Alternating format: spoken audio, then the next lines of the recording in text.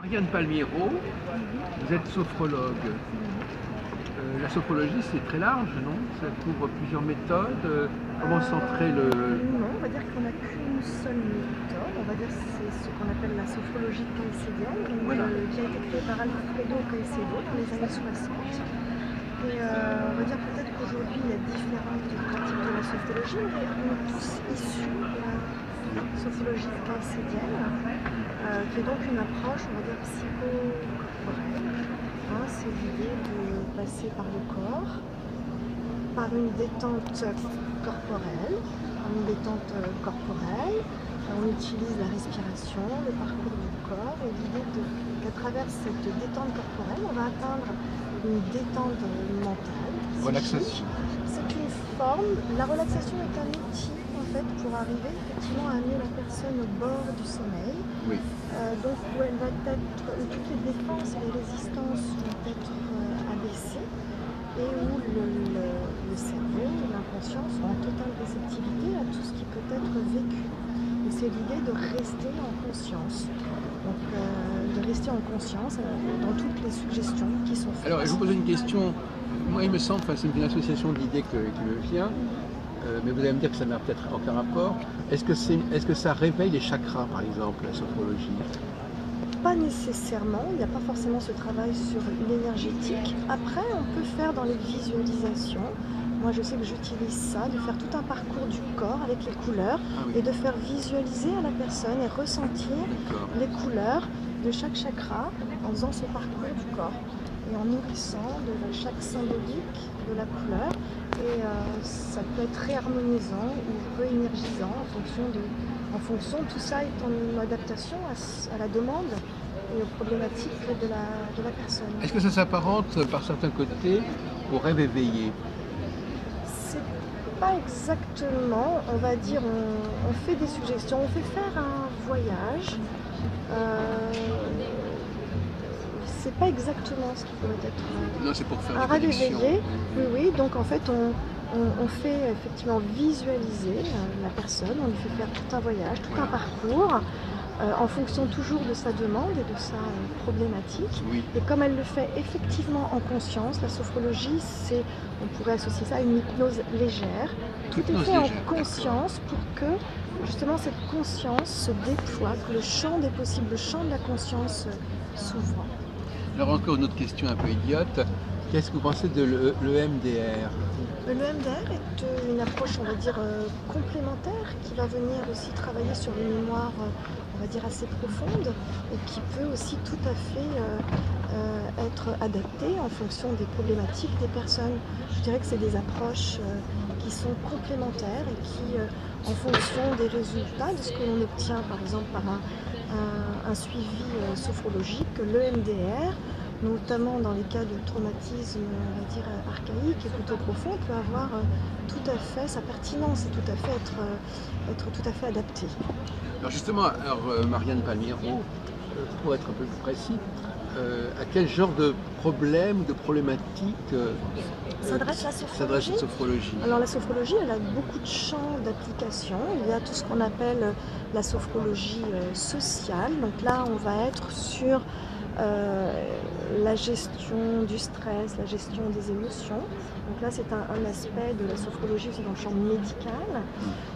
La gestion donc, des émotions, du stress, les troubles du sommeil, le trouble de certaines phobies, la préparation à des épreuves redoutées aussi, tout ce qui concerne aussi une dimension pédagogique, donc optimiser ses ressources et ses compétences, on va dire, dans l'apprentissage, développer, activer la créativité, la mémoire, travailler sur la mémoire, la concentration.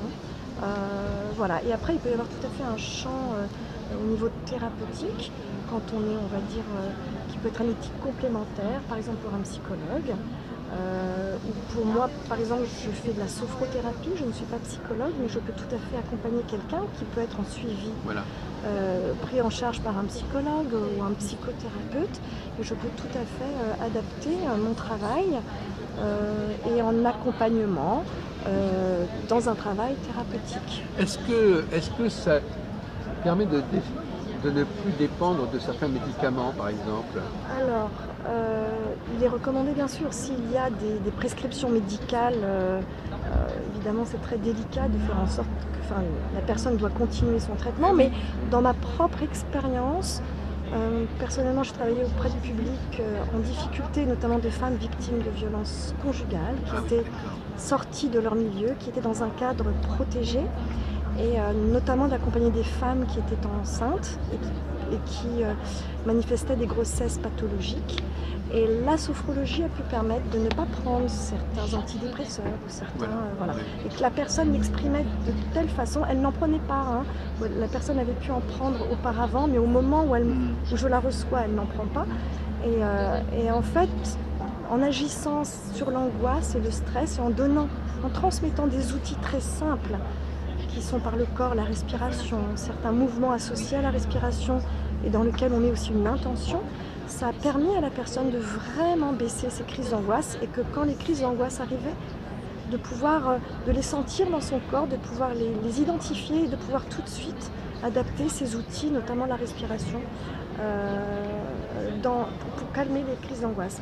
Et elle-même, comme le personnel, parce qu'elle est dans une structure, donc accompagnée par des travailleurs sociaux, une psychologue, toute une équipe pluridisciplinaire qui avait pu tout à fait mesurer vraiment au quotidien les baisses, on va dire, d'angoisse et les crises d'angoisse qui se minimisaient et que la personne arrivait beaucoup mieux Donc à gérer. on a un peu validé le traitement comme ça, en quelque sorte. Comment On est arrivé à valider le traitement, en Un fait, traitement, le trai- c'est-à-dire... enfin, ouais, les soins que vous accordez à la oui, en personne. tout cas, il y a On a eu pu, un... on a pu constater Oui. très concrètement Oui, les chances. les personnes de l'équipe qui l'accompagnaient et qui la recevaient, c'est dans le cadre d'un foyer en fait où les personnes vivent là. Et il y a un psychologue, il y a des travailleurs sociaux, différentes personnes qui interviennent et très clairement, le personnel est venu me dire que c'était même visible dans sa posture physique, qu'elle avait tendance à marcher très rentrée et qu'après les séances, elle était beaucoup plus ouverte en ouverture et qu'elle était beaucoup moins angoissée. Donc la respiration, ça travaille beaucoup, on travaille beaucoup sur la Et respiration en finalement. sophrologie, on utilise beaucoup la respiration, qui est un des outils essentiels, la respiration beaucoup abdominale, qui est celle qui est calmante, physiologiquement calmante. Et à votre avis, pourquoi est-ce que cette respiration a-t-elle un effet aussi bénéfique? Parce que Qu'est-ce que ça réveille, qu'est-ce que ça active? physiologiquement, c'est prouvé, hein, Oui. la respiration abdominale, physiologiquement, est l'antidote physiologique au stress. Ah, d'accord. Elle fait activer, c'est un automassage du diaphragme, de ce muscle, qui monte et qui descend, hein, en fait, et cet automassage va libérer, et ce mouvement libère des hormones, et des hormones qui activent et qui se libèrent dans le corps. Ça active le système nerveux parasympathique, qui est le système nerveux de la détente. Contrairement au système nerveux du stress, qui est lui, et parfois donc ce stress positif, hein, qui peut nous faire réagir en cas de situation difficile, active le système sympathique, qui sécrète toutes sortes d'hormones qui vont permettre au corps de réagir et de répondre plus vite à une situation de danger. La respiration abdominale notamment active le système parasympathique qui lui au contraire libère des hormones qui vont venir aussi apaiser et calmer. Donc autrement dit, dans la vie, on doit alterner le stress et la respiration. Le stress est quelque chose qui, depuis l'origine de l'existence de l'homme, ça nous a permis de survivre parce que ça Est-ce qu'il n'y a pas un alerte autre d'un mot qu'on pourrait danger. utiliser, Marianne, que stress? Alors, je dirais les agents stresseurs, parce que le stress est le résultat dans le corps. Et il y a toutes sortes d'éléments, voilà. Non, mais d'autres mots qui seraient par exemple français, je sais pas. On peut trouver des équivalents, je suppose. Je sais Il y a pas, quel- il y a puisque le quelques mot des- stress est venu vraiment j'ai plus le nom là en Oui. mémoire, mais d'un scientifique Non, mais c'est quelque chose anglais. qu'on connaît depuis toujours quand même. Stress, on va dire que ça serait une stimulation, un stimuli extérieur, D'accord. et qui peut, dans un premier temps, avoir des vertus parce qu'il alerte, il alarme de quelque chose, d'un danger potentiel. Donc ça permet au corps, justement, de par toutes ces sécrétions Une forme de contrainte, d'une certaine de manière. contrainte, on Des- peut quelque dire chose ça. Et il y a l'idée de contrainte, Voilà. effectivement, Alors, dans le c'est la même stress. racine, je crois. Oui, Quelque chose qui se rétrécit. complètement. Voilà, d'accord. Et donc finalement, vous avez été amené à vouloir être sophrologue. quoi C'est un... C'était pas en tant que client, enfin C'était vous quoi, avez- pardon? c'était en tant que patiente ou en tant que... Alors oui, c'est-à-dire que après c'est un long chemin de vie, de thérapie, voilà, un long chemin qui fait qu'à un moment donné, dans mon parcours, je me rends compte que la thérapie verbale, d'inspiration analytique pour ma part, que j'ai longuement suivie, m'avait amené jusqu'à un certain point, que certaines choses pouvaient rester pour moi, bien Ah sûr, oui.